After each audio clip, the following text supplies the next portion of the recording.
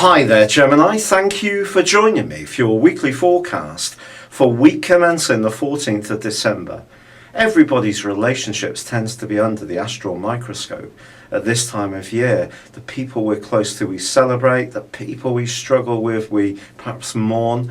But for you, with the sun in your opposite sign, it's much more pertinent. And the issue really is about how you relate and what you need in terms of your relationships. And you may find yourself being that much more rebellious in terms of any relationship where you feel someone tries to control you or limit your space to be a free individual. It doesn't need to be around a romantic tie either. It could be around a friendship. You may also make some switchback decisions in the first part of this week. This is an energy that runs on from last week. And it's a lively one, but it can also see things be pretty fluid. So don't expect, even when plans are made, for them to be stuck in stone.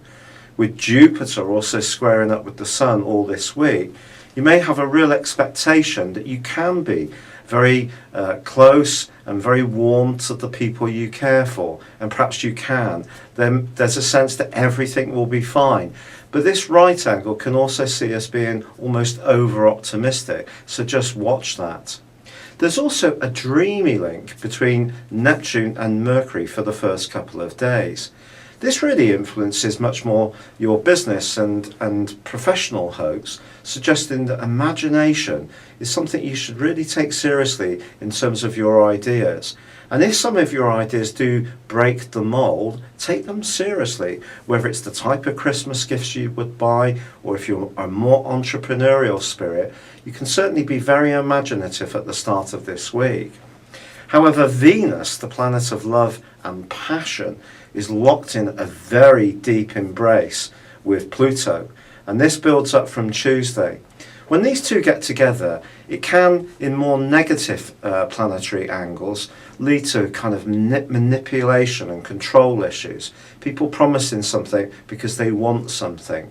However, this actually can make us much more conscious of the good relationships or the qualities we have between us in certain ties. You may find yourself even appreciating very much someone you work with.